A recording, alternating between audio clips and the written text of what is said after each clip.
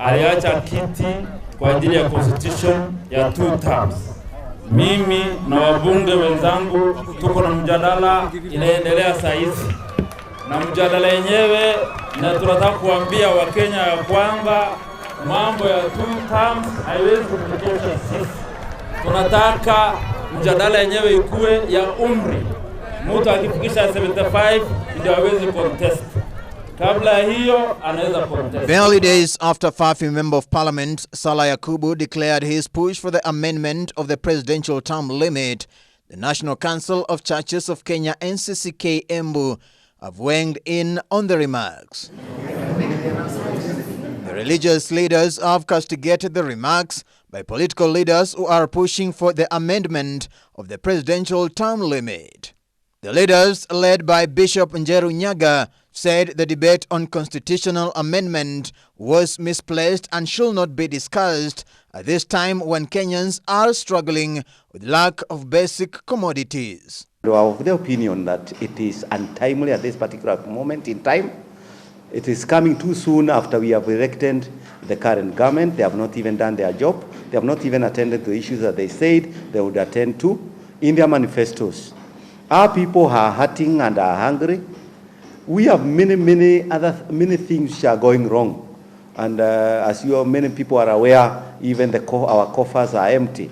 So it is our urge that our parliamentarians should not misplace their focus at this particular time, but rather they should address those issues which are affecting Kenyans. Term limits are in the Constitution, and I think if it were to come, it should come much later. As for now, it's totally out of the question.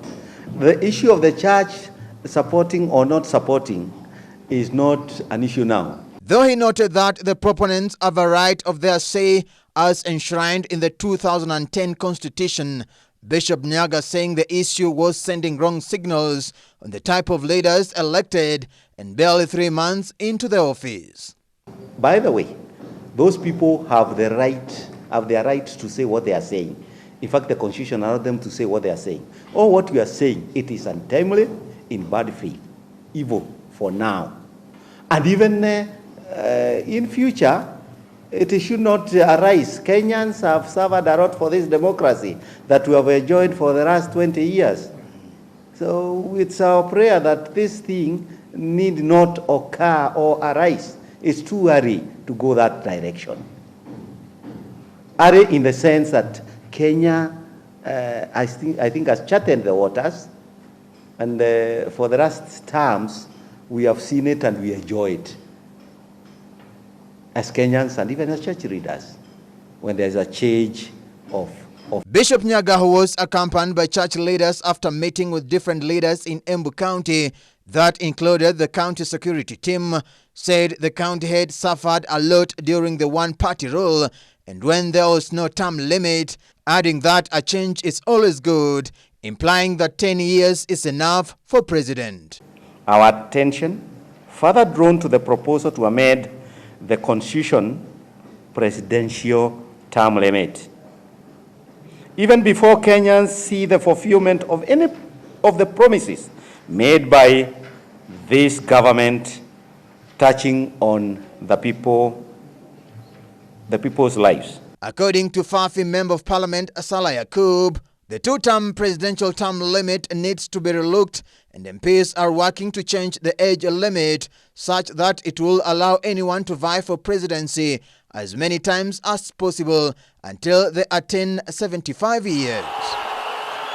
If the amendment were to sail through, former Prime Minister Raila Odinga was hinted at vying in 2027 would be automatically locked out.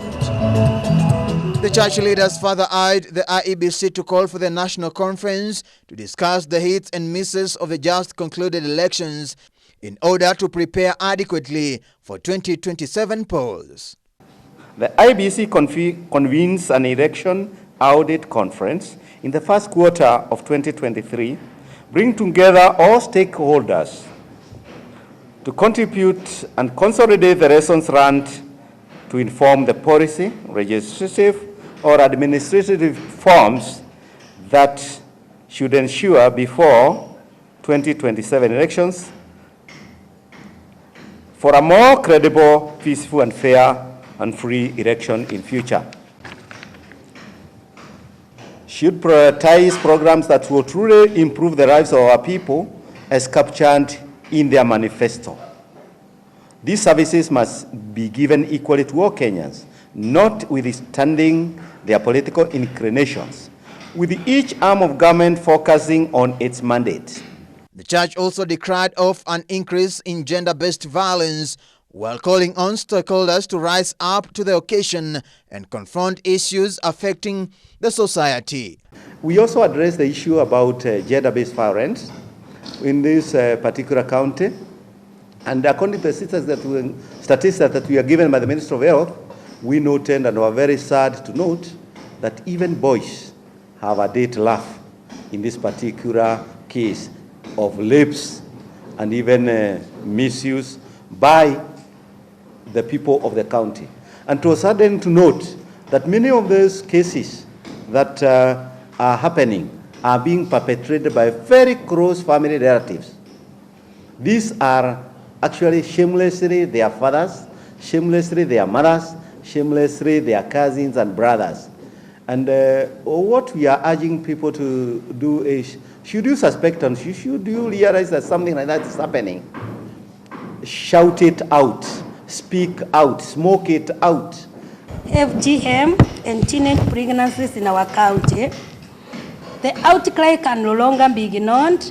To curb these menace, the forum proposes that the national government and county government of Embu to continue giving leadership by coordinating the different actors working in addressing gender-based violence to synergize initiatives to end triple threat for better results than being experienced as partners operate in silos. The Department of Health to prioritize finalization of the referral directory and sensitize various actors on it to ensure smooth process for survivors seeking essential services. Severe disciplinary action for the preparators and any local administrators convincing the perpetrators of gender-based violence to deny or delay justice of the survivors. Davis Mberia, Embu News.